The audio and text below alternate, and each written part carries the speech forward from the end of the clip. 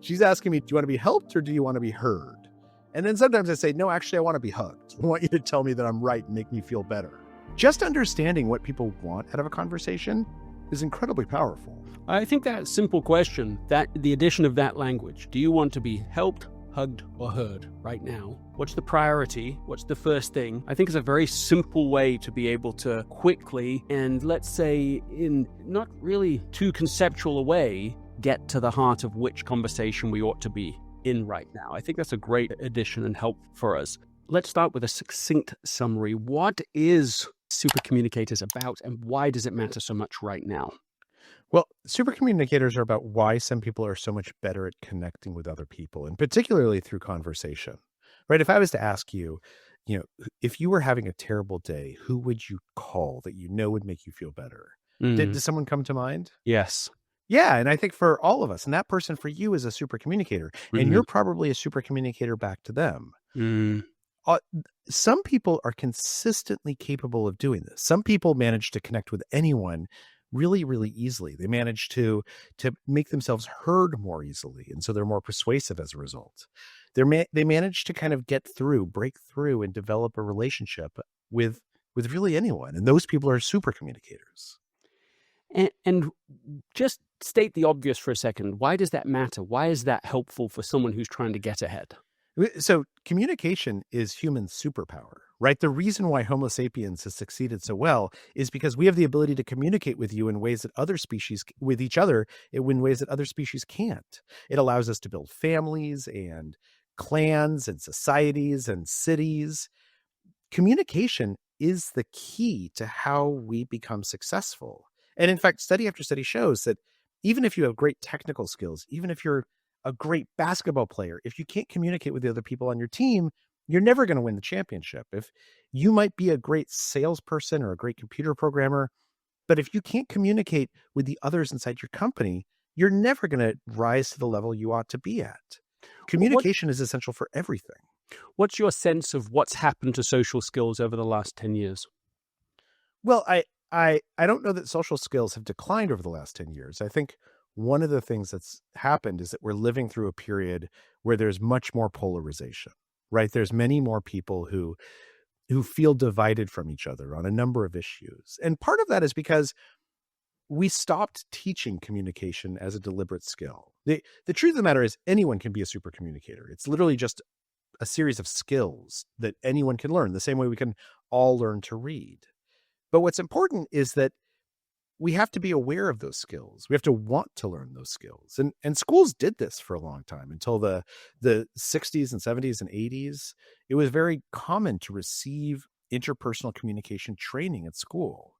But with the advent of computers, yeah. I mean, think about, for instance, this is a long time ago, but the finishing schools that young women used to go to. Those basically were schools to teach you how to be a conversationalist, right? How to have a whippy repartee at a dinner party. But you wouldn't get that in a normal traditional public high school. Well, you actually would, though. You would get a lot of education about how to work with each other on an interpersonal level. Now, they might not call it a finishing school, right? They might call it a home ec or home economics, or they might call it, interpersonal communication class, which used to be on the curriculum at many, many schools. With the advent of computers, we tended to move away from that because it felt like there were other skills we needed to prioritize, and it felt like computers demanded less communication ability. But what we're finding now is the cost of that. Communication is our superpower. If you are a super communicator, you can do things that other people can't do. Like what? Well, for instance, you can get invited into conversations. You can make people feel better just by joining that conversation. You have much, much more influence. People trust you more. They tend to think that what you're saying represents the consensus view, because oftentimes it does. These are the kinds of things you can encourage people. You can win people over to your side. This is what life is. I'm surprised that you said that social skills, from your point of view, haven't decreased over that 10 years. Help me understand that. If we're not training it anymore, if we're not focused on it anymore, if the schools aren't having it, if we don't have finishing school, if we've overemphasized technology, mastery and competence, how is it possible that social skills haven't gone down? Well, I would say that we're maybe not teaching the right skills, but you certainly talk to many more people today than if you had been alive 50 years ago, right? I mean, you email people and you text people, you have a podcast, people can listen to you. We can have this conversation even though we're many miles apart. So our ability to be social has not contracted. However, the value of those conversations, the value of those dialogues, our ability to hear each other and understand each other, that has gone down. And that's because there has been a decline in a specific set of skills, communication skills. And now we understand how to teach them much, much better. We understand how super communicators do what they do, and we're able to share that and instruct other people. Let me just clarify, because that seemed somehow contradictory, but I want to make sure I understand. You're saying that the appetite for sociality hasn't gone down, but the communication skills you think have gone down. Is that fair description of what you just said? I think that's fair. And I don't think that's true for everyone, right? There's lots of people who still communicate well. But yes, one of the things that we see with polarization is that we see a cause of it is people not understanding how to talk with people who are different from them. They tend to seek out people who are like-minded. They tend to enter echo chambers. They don't know how to cross that chasm and have a conversation with someone who disagrees with them in a way that they both enjoy the conversation. And that's not great. Now, in Supercommunicators, you identify one of the key findings over the last few years about why it is that people miss each other when they're trying to communicate. This idea of three distinct types of conversations. Can you describe what those three are and why it matters if you misunderstand which kind of conversation you're in? Absolutely. And one of the best ways is just to use myself as an example. You know, before I wrote this book, I would come home from work after a long day and I would tell my wife all about my day and complain about my boss and my coworkers. And she would respond very reasonably with good advice, right? Like, take your boss out to lunch, get to know each other a little bit more. And instead of being able to listen to her, I would get more upset. And I would say, you know, why aren't you supporting me? You should be taking my side in this. And then she would get upset because I was passing up her good advice. And so when I went to researchers, I asked them, what's going on here? And they said, well, we tend to think of a discussion as being about one thing, right? We're talking about my day, or we're talking about, you know, Jimmy's grades. But actually, every discussion is made up of multiple different kinds of conversation. And almost all of those conversations fall into one of three buckets. They are usually practical conversations where we're trying to solve a problem or we're trying to make a plan. There are emotional conversations where I might tell you how I'm feeling, and I don't want you to solve my feelings. I don't want you to solve the problem for me. I want you to listen and to empathize. And then there are social conversations where we talk about how we relate to each other and we relate to others within society. And they said, the most important thing here is all three forms of conversation are valid and all three usually happen in a discussion. But if you're not having the same kind of conversation at the same time, you can't hear each other. You can't connect. Yeah. If somebody wants you to give them sympathy, but you're giving them solutions, you're completely missing each other. And that's exactly what happened. Right. I was having an emotional conversation and my wife was having a practical conversation. And so as a result, we literally failed to hear each other. So emotional, practical, and social, those are the three types that have been identified. Right. And so then the key, of course, follows that what you have to get good at is knowing which conversation you're in so that you can match the conversation that you're about. Tell us more about the matching principle.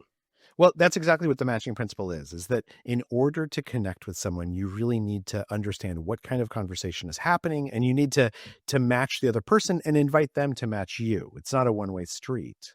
And once we're attuned to look for it, it's not hard to detect what kind of conversation you're in. In fact, there's a technique makes it pretty easy, which is to simply ask questions, and in particular, ask a special type of question, which is known as a deep question. And a deep question is something that just asks me to talk about my values or my beliefs or my experiences. And oftentimes deep questions don't appear deep, right? So if I meet someone and I say, what do you do for a living? And they say, oh, I'm a lawyer. And I say, oh, did you always want to be a lawyer? Like, do you love practicing the law? What made you decide to go to law school? Those three questions, they're easy enough to ask. They don't seem overly intrusive, but they're inviting that person to talk about the values that brought them to their career, what experiences they have in their background that led them to law school as opposed to something else, the values and the beliefs that they work with every day. They're telling me so much about who they are. And just to give you an example, if I ask that question and someone says, oh, I wanted to become a lawyer because I really wanted to have a steady paycheck for my family. I know they're in a practical mindset. They're talking about practical stuff. If on the other hand, they say, I became a lawyer because I saw my dad get arrested and I wanted to fight for the underdog. Now I know that actually this is a more emotional conversation and I need to match them there. So it makes sense to me, practical versus emotional. The social is a little more ambiguous for me. How do you know you're in a social conversation? What is that exactly? So a social conversation, and it's interesting because most of our conversations are actually social conversations. A social conversation is when we're talking about how we relate to other people and how we relate to society. So if we're having a conversation and you're obviously British, where did you grow up? What city did you grow up in? Born in London, yes. Okay, so you're from London and I grew up in New Mexico, right? So the fact that we came from different places and have had these different experiences, that we've been socially shaped by slightly different societies, that has a bearing on how we communicate with each other. And it's actually interesting. Now that becomes even more important if, for instance, we're talking about, okay, so how do we work with Fred at work? Because Fred gets really, really upset whenever anything changes. Let's figure out what we need to do. How do we recognize who Fred is and what he needs? If you're having a conversation about race, if I'm Black and you're white and we're discussing race, acknowledging that the color of our skin gives us different experiences, different identities, and that shapes how we see issues and how we discuss them. That's an important thing to acknowledge because it helps us understand each other. So when you talk about the social conversation, you're really just describing what kind of a relationship do we have? Yeah, I mean, between you and I, but also what kind of relationship do we have with the rest of the world, right? If I am a Black man or a white man, as I am, I believe that society sees me in certain ways. And acknowledging that society sees me in those ways and trying to figure out, do you see me in those ways? That's really important. The social conversation is about how we relate to each other. And, when you gossip, when you share office gossip, when you talk about what you think is whether these people are dating or they're not dating, or would they be right for each other, those are all social conversations. And what we're really doing is we're trying to figure out, how does this person relate to the world? What do I need to know about them that helps me understand what they bring to different situations? You use a simple, almost mnemonic device for separating these three types of conversations. You call it helping, hugging, or hearing. Can you unpack that for us a little bit? Yeah. So this is something that schools often teach teachers to do, which is that if a student comes up and they're upset, or even if they just want to have a real conversation, oftentimes it's good to start by saying, do you want to be helped? Do you want to be heard? Or do you want to be hugged? And those are the three types of conversations: the practical, the emotional, and the social. And think about it. Now when I talk to my wife, oftentimes if I'm complaining to her, she'll take a moment and she'll say, look, do you want me to solve this problem with you, or do you want me just to listen to what you're saying? Right. She's asking me, do you want to be helped, or do you want to be heard? And then sometimes I say, no, actually, I want to be hugged. I want you to tell me that I'm right and make me feel better. Just understanding what people want out of a conversation is incredibly powerful. I think that simple question, that the addition of that language, do you want to be helped, hugged, or heard right now? What's the priority? What's the first thing? I think is a very simple way to be able to quickly, and let's say in not really too conceptual a way, get to the heart of which conversation we ought to be in right now. I think that's a great addition and help for us. Was there any research that you have based these findings primarily in? Is there a single piece of research that you go, that one really unlocked this whole subject for me? No. In reporting to this, I spoke to over 300 researchers. I read over 4,000 studies. No, I would say what's happening right now, and this is typical of when you have an explosion in kind of an understanding, is that there isn't one study that tells us everything we need to know. In fact, fair enough. There's dozens or hundreds of studies, and it's it's putting them all together, which is what I tried to do in Supercommunicators. That's why I wrote Right. the book that tells us the most important insights. Nevertheless, I'll still push one more time on this. Were there a few that when you look back, you say, okay, these were the ones that if somebody wanted to go beyond the book, here are the points of research that I think are a good place to begin, a gateway to reading the original research that I was reading and writing this? Sure. And there's extensive endnotes in the book that can sort of lead them to those papers. I mean, there's a series of studies that was done by a guy named Bo Sivers at Dartmouth University with his advisor, Talia Wheatley, that looked at taking groups of people who were strangers and putting them together and asking them to answer questions together. And they found that some of the groups were able to answer the questions much more deeply and much more intimately. And it was because they had a super communicator in their group. And they looked at what those super communicators were doing and they saw something interesting. They found that the super communicators asked about 10 to 20 times as many questions as everyone else. Unbelievable. But the other people hardly registered them as questions because they were things like, what'd you think about that? Or oh yeah, what'd you say next? Or, why does that seem important to you? These little questions that serve to invite others into the conversation. They asked deep questions about these values and these beliefs and these experiences. They tended to laugh more, and to when somebody got serious, they would match their seriousness. When the researchers asked the participants afterwards, who was the super communicator in your group? Oftentimes the participants themselves, they would know, but they wouldn't be able to tell you how they knew. They wouldn't be able to say, this is how I knew this guy was, or this gal is such a great communicator. Mm-hmm. But that's because what they were doing was so graceful that it made everyone else felt like they had a voice in that room. Well, first of all, they were micro questions. And secondly, the very nature of the questions got people thinking about themselves and opening up about themselves. So let's say a super communicator does not bring attention to their communication prowess, because the whole art of it is opening up other people and then syncing with them in a way that feels something like effortless.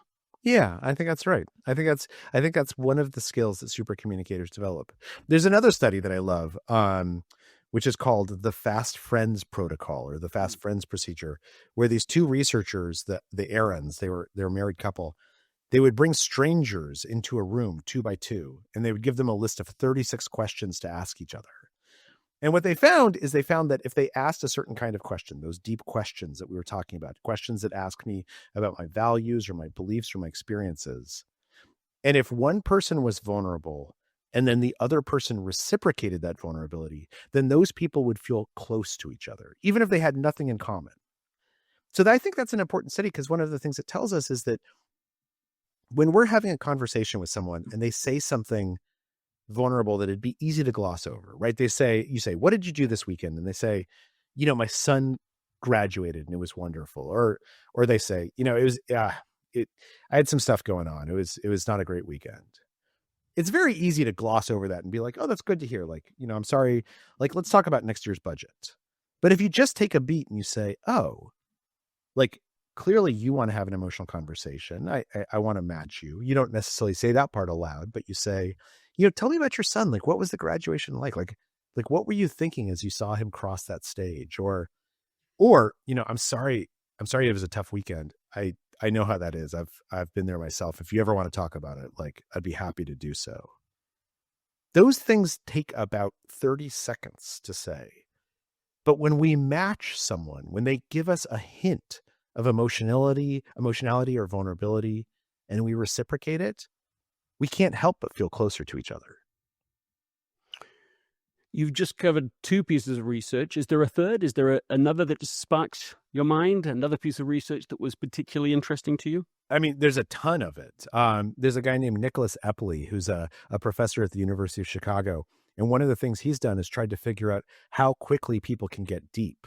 And so he has like rooms full of hedge funders ask each other questions like, when's the last time you cried in front of another person? And he's found that people love these conversations, right? Beforehand, they think they're going to hate it. But then they sit down and they have these amazing conversations with someone where they really open up, and that person opens up in return. and you feel close to each other. And it just shows. And Nick's done this in dozens of different settings. Having a real conversation feels wonderful. In fact, our brains have evolved to feel wonderful when we have a real conversation. Yeah, this is in the chapter where you're talking about listening as a cure, as a healer. Let me just put the question to you that you just posed from Epley. When was the last time that you cried with someone? Oh, that's a good question. Like a week and a half ago, I went to this conference where we had these conversations, and people just told these amazing stories about things that had happened that had changed their lives. And they were so touching. Everyone in that room was crying. Like someone told a story about being a pudgy kid, and the popular kid came and took him running every day, and how that changed his life. Like it gave him so much more confidence and gave him so much sense of agency, and just how powerful this was. And just to think that like there are these things that we do that we don't understand how much they affect others. It was, I got teary. It was really powerful. What story did you tell? I told a story about working at the New York Times and how challenging I found that to be. And again, others had shared with me and I shared with them. And that's kind of what's important, right? Is that,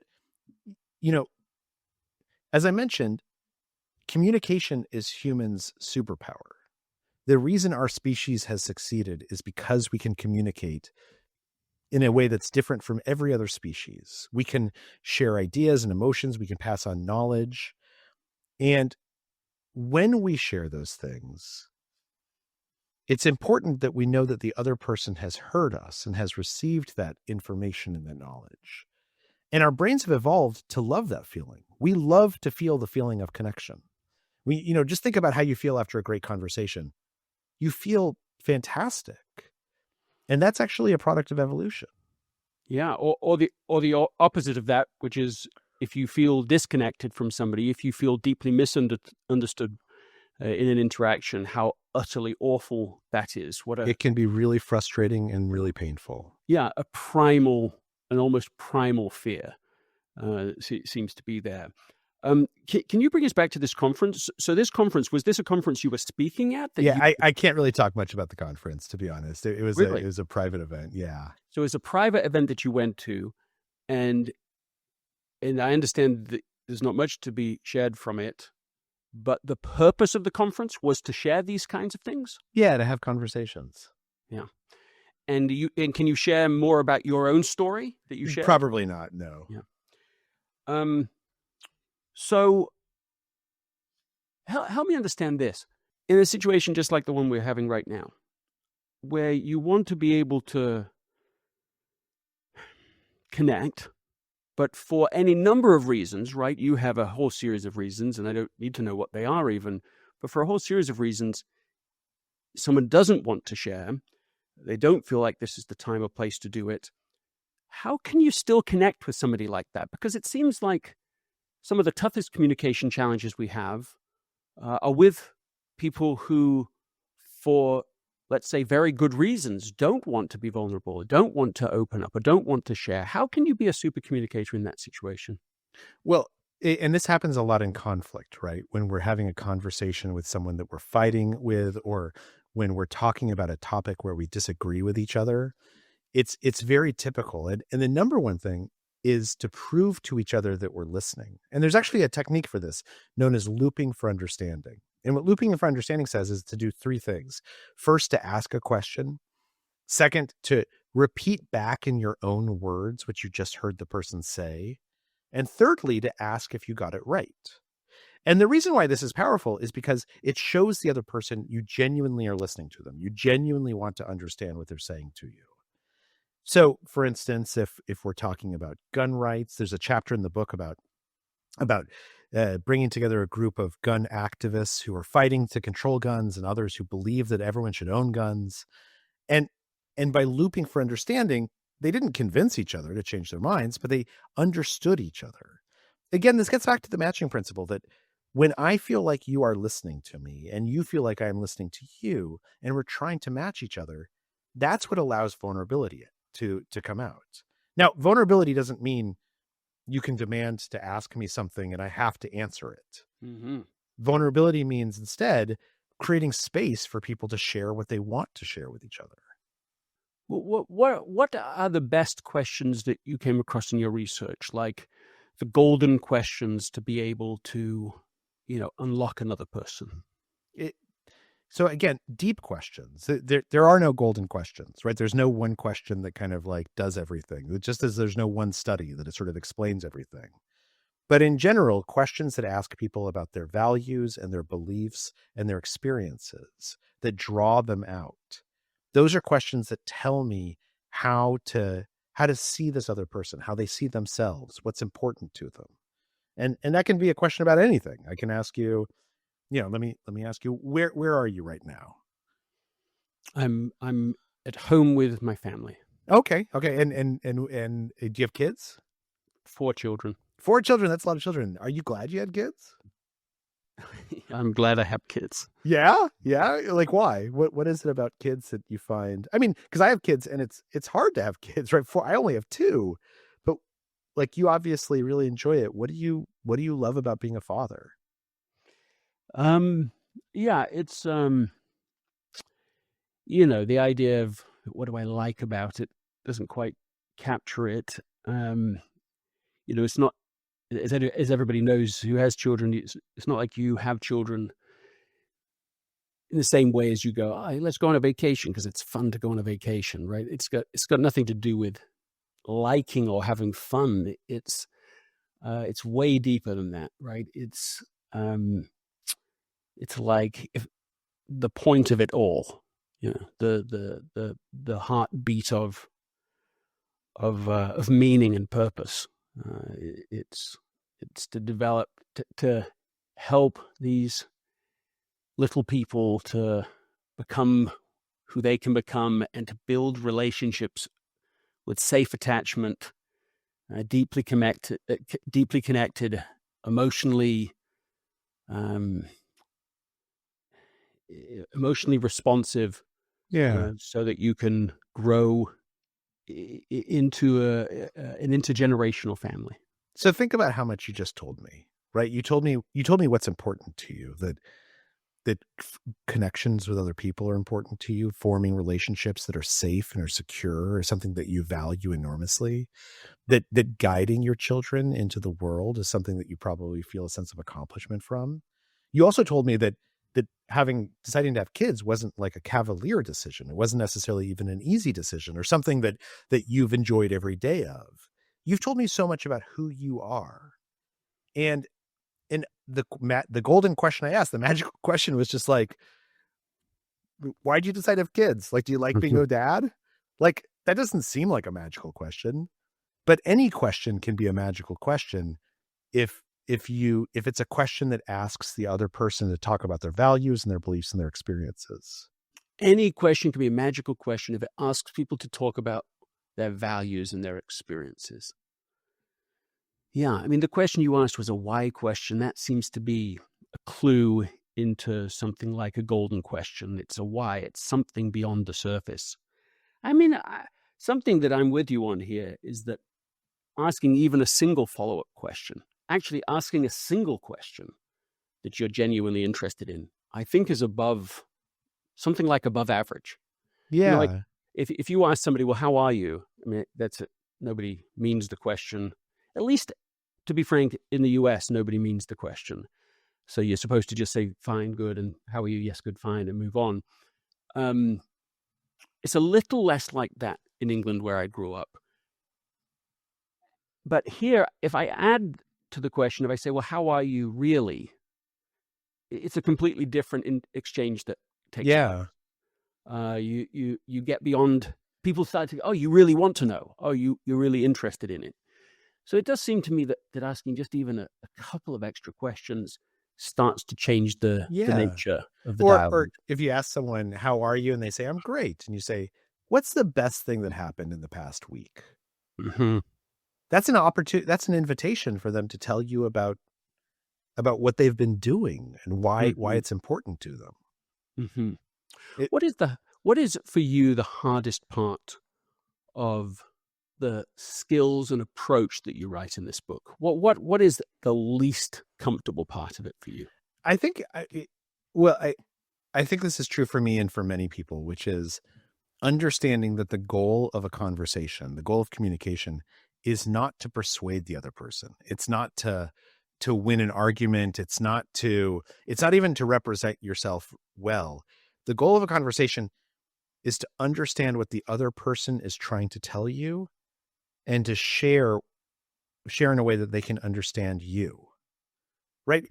If I have a conversation and we disagree about something and we both walk away still disagreeing about it, which is likely, right? I'm not going to change your mind. You're not going to change my mind on questions like abortion or politics with just one conversation. But if I understand what you are, where you're coming from, why you believe what you believe, and I believe that you understand me, then that conversation has been a success.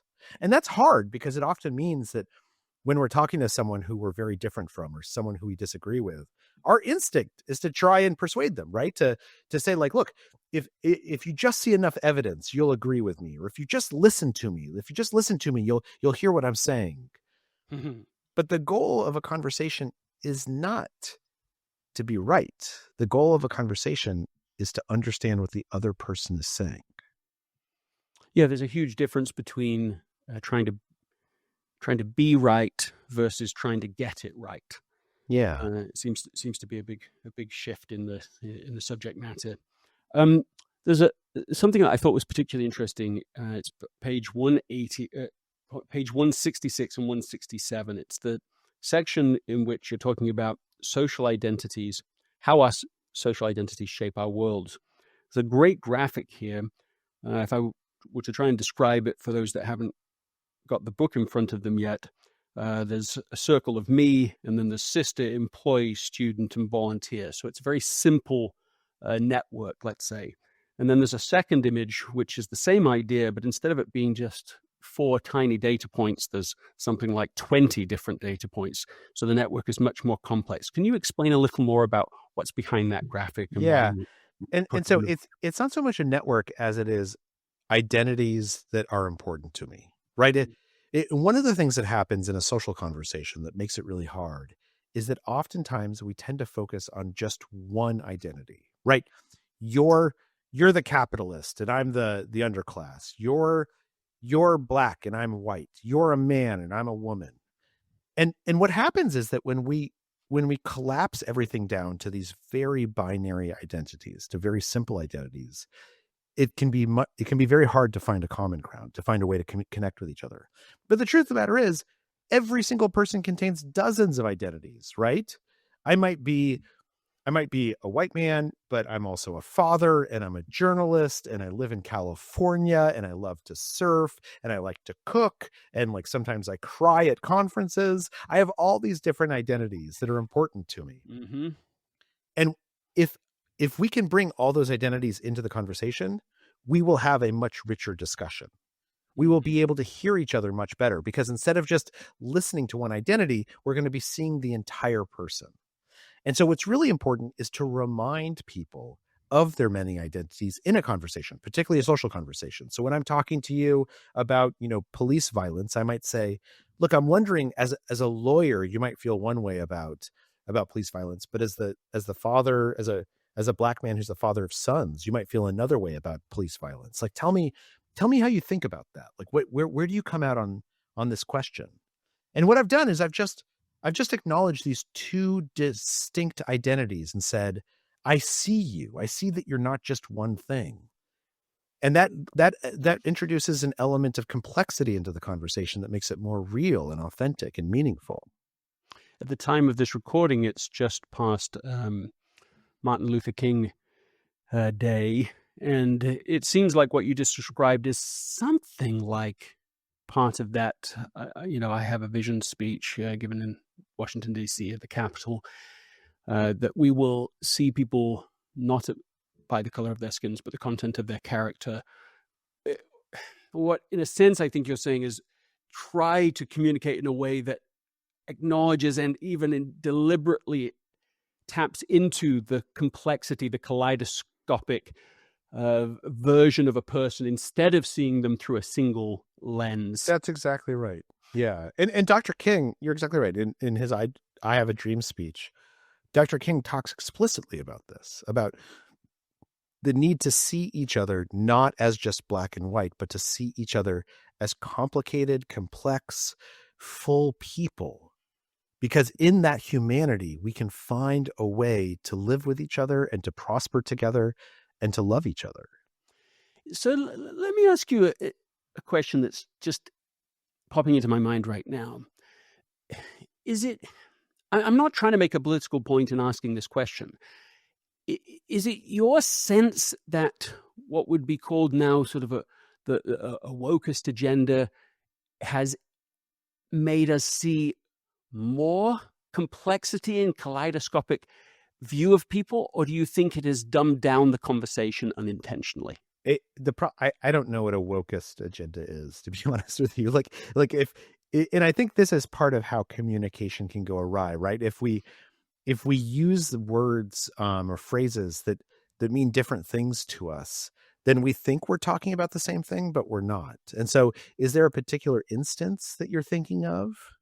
Well, it's hard not to think about these, the rise of anti-Semitism since July 7th. It's hard not to think about that right now.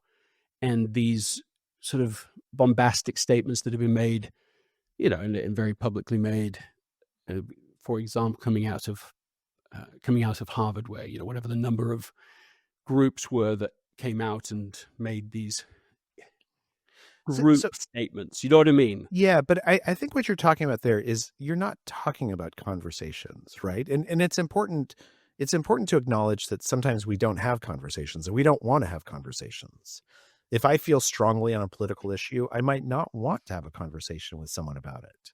But when we do want to have conversations, when we think that it's important for us to understand each other, or perhaps try and come to a consensus or make a decision together, as we do in a democracy, then entering that conversation with the goal of trying to understand what the other person is saying, rather than viewing it as something you've already decided is right or wrong or bombastic or not bombastic. If you really want to have a conversation, in the book and in the literature, this is called a learning conversation, where my goal is to learn how you see the world. That means that I come into it saying, I'm not going to try and convince you that one side or the other is right. I'm going to understand why this is so important to you. And I think what you're seeing on campuses is a lot of people not having conversations where one side is shouting and the other side is shouting. And sometimes that's appropriate. Why do you think that's happening in the way it's happening? Like on this particular issue, you asked me an example. Pulling an example. Why do you think it's happening more now than it did, let's say, 10 years ago? I don't know that it is happening now more than it did 10 years ago, right? I mean, 10 years ago, we were leading up to the end of the Obama years and the beginning of the Trump administration. I think it was happening a lot 10 years ago. I think 20 years ago it was happening, right? We've seen polarization be a trend for decades. I think that the key is, can we inspire people to want to speak to each other? That's ultimately what Reverend King was talking about. Is he was talking about coming together and having a conversation where we can recognize each other's humanity. That does not mean we agree with each other. It does not mean that I agree with you about Israel and you agree with me about Gaza. It does not mean that I agree with you about race relations and you agree with me about police. But it means that we define success not as agreement, but as understanding. And I don't know, I mean, obviously there are people who are saying things on campuses that are bombastic. I don't know that that's the mainstream. I think there are a lot of people who want to have conversations about this. I hear from people who want to have conversations about this. And the cameras tend to train on the loudest voices and the most strident arguers. But if you go into those classrooms, my wife is a professor. If you go into those classrooms, what you find are a bunch of students who say, I'd never thought about Israel and Palestine before. Like, I don't understand what's going on. Will someone explain to me like why this is in the news all the time now? Mm-hmm. What they want is they want to understand. And and providing them with understanding and understanding how they see the world in return is really powerful. Yeah, no kidding. I mean, what maybe a second attempt at this in a way that this graphic that I'm describing here, that isn't it an attempt at pushing us past group identity, where we're saying let's not judge people by a bold, a single group first, instead recognize, my goodness, everybody is a multiplicity of many, many different things that give them their unique identity. Isn't that the very point you're that's making? exactly right. That's exactly right. And that doesn't mean we ignore those identities or those groups, right? It's not fair if someone is a Black man living in America. It's not fair to say to them, I'm gonna ignore that you're Black, because being Black might be very important to their experiences. It might be very important to how they see themselves. But it's about saying, I'm not just going to see you as just a Black man. I'm going to see you as a Black man and a father and a coworker and a thought leader who I turn to when I need advice on something, and a pastor in the church, and someone who helps coach Little League. You have so many different identities that one of them cannot capture who you are. And it's in the totality that we will find a way to communicate with each other.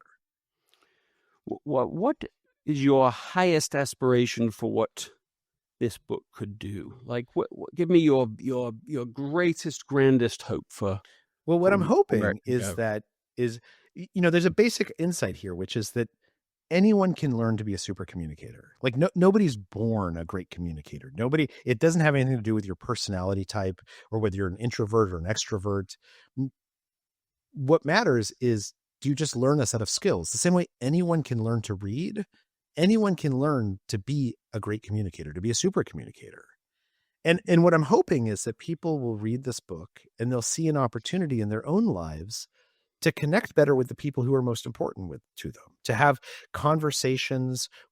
meaningful conversations with their coworkers, with their families, with their partners, with their kids, with their friends, that allow them to see each other more clearly and to feel seen in return.